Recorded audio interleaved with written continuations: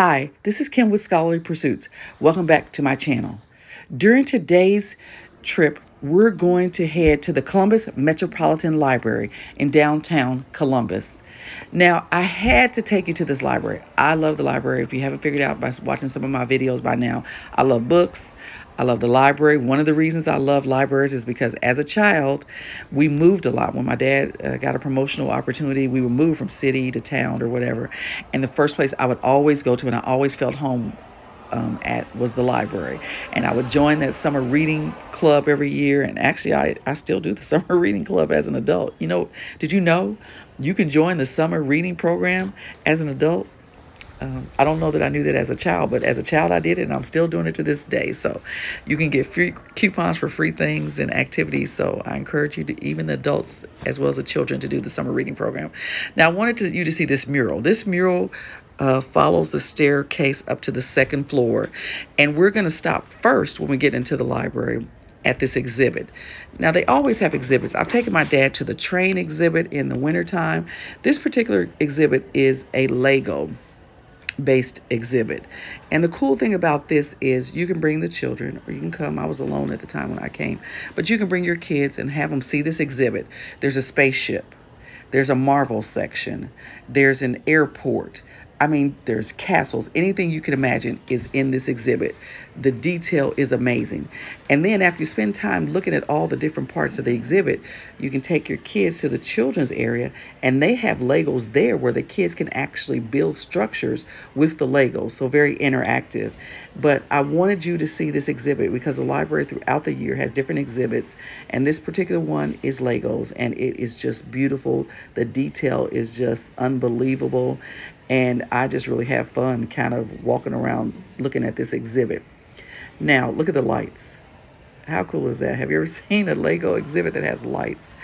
But anyway, I wanted you to see this exhibit. Now, we're going to head on other areas of the library. This is the entrance of the library. And that sign just basically says that the Columbus Metropolitan Library is one of the top libraries in the country. I want you to see that door. We're going to come back to that little space in the back of the video there, because that's actually an opening for kids. So when you go to the children's area, the adults or the grown folks can walk in one entrance, and the kids can go through a smaller entrance just for them. So I love how the library keeps the children in mind, right? This is a gift store, and there are cards there and other different souvenirs that you can buy.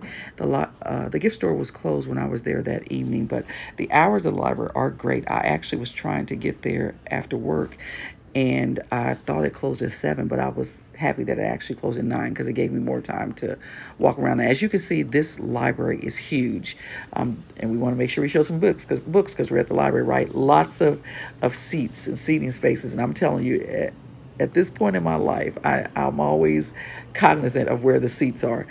Carnegie's Cafe. This is a picture or a caricature of Mr. Carnegie, and kids can, I guess adults too, can see what their height is, So that's kind of a neat feature as well. And then art. All throughout the library, I'm going to highlight art because I love art, but also this library has lots of art. Hey, when you were a child, were you able to eat in the library? We couldn't. They even have a whole cafe, folks. You can actually eat in today's library. And it just made me chuckle because I remember back in the day we had to be quiet, right? And if you notice, when I walked in, there was lots of noise. There was some kind of event going on. And this library actually abuts a high school, Christa Ray High School. So I'm sure it gets used quite a bit by the students from that high school, and that was probably one of the selling points of why it was put in the location that it was put, because the kids could study, right? The library is right next door.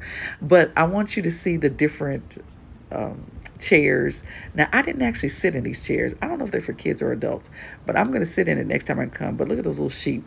It's just so pretty when you go out to the courtyard in the library. You can just go out there and chat with your friends and family and read and, have some coffee or a drink and just relax outdoors. So the library is a great place outdoors and indoors. So we're going to head back into the library. We're going to make our way upstairs. I want to show you the second floor. There's a place for you to park your bikes. Columbus is a very bike-friendly city. And we're going to head upstairs to the second floor. Now, the second floor is where the computers are and the reading room. There's study rooms up here that you can reserve for studying. Again, there's more artwork to the side, so I always have to highlight the artwork. Plenty of bathrooms, very wheelchair, if you need some sort of accommodation, accessible. It's just so open. That's what I like about the library. It's very open. It's You feel very comfortable there. There's a space for every place, but this is again is where the computers are. There's lots of books up here. I've come several times to this area. It's called the reading room because this is where famous authors come. The library throughout the year will host authors, and this is where they'll set up chairs there, and the author will talk about their process and their writing experiences and how they became writers. I just think that information is kind of fascinating to hear authors, because I love to read and how they can take words and so put it together so meaningful and so in an interesting way. It's I think it's kind of difficult to write and make all the pieces come together. So here's some books. There's staff located strategically throughout the library. We're coming up now to one of the computer rooms. There's actually two rooms with computers, and there's resources for folks if they're looking for jobs, if they're studying any sort of topic. Now, I wanted you to see the archway. Look at this architecture in the library. This is on the second floor. We're going to be headed to the art gallery because I want you to see that. Look at those sculptures. Those sculptures are actually hanging in the foyer area, and actually they're on the ceiling. So we're going to look up in a little bit, and you'll see some other structures, some other sculptures that'll be hanging down. Kind of reminds you of a solar system. See that area for the kids to walk through? It's like a fun way to enter the children's area. So I had to highlight that because I thought that was neat. This is a Thomas the Train display, and so there's a train in the children's area. And now we're back on the second floor looking at these sculptures again. I just love this, and I wanted to highlight. I want you to see some of the sculptures hanging in the library in that foyer area.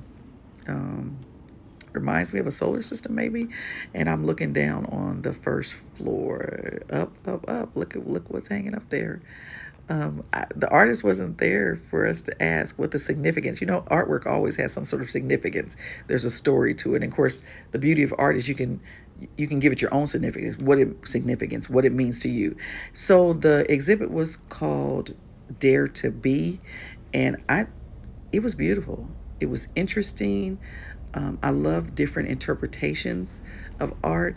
And then we're going to do just like a quick browse. Look, there's another arch. Whoever the architect was, they like that whole arch theme throughout the library. You'll see it. The floors are marble. Seem like they're marble to me. And just you know how in those museums and things you can hear your voice echo. And this library is so extensive and so expansive. As you talk, you can kind of hear your voice echo. So next time you go there, kind of speak loudly or something, just kind of hear your voice bounce off the walls. So Dare to Be is the exhibit, inspired by the poem Dare to Be, and it's through August 5th. So if you get a chance, stop by the second floor of the library. Just don't go check out your books or return your books or your DVDs or CDs or whatever, and just run back out of the library, because remember, you have free parking. The library offers free parking for the first hour. It's indoor parking, and look at all the artwork that's out there. Just so interesting. Just an interesting place to sit and just reflect and just experience art. In addition to the other things, the library has all kinds of programs. I noticed I think there's bilingual programs and different resources in the community. And remember, we saw that Dale Carnegie outline downstairs, which you could check your height. But look at the ceiling. I had to show you the ceiling. Hopefully I'm not making you dizzy. And the archways. I mean, wouldn't you think you're like in a European or a top-notch museum? And folks, you're in the library. Anybody can come. It's free. It's just amazing. When I think about libraries when I was a child, actually, I worked in a library. When I was in college at Indiana, IUPUI in Indianapolis, I worked at the Flanner House Branch Library. That was one of my first jobs after babysitting. And I had so much fun working in the library. And so it's just kind of been a lifelong love of the library. But I hope you enjoyed this video. We're going to close this one out. I ask you to like, subscribe, and turn on that notification bell if you so choose to. This is Kim with Scholarly Pursuits, and thank you so much for joining me today.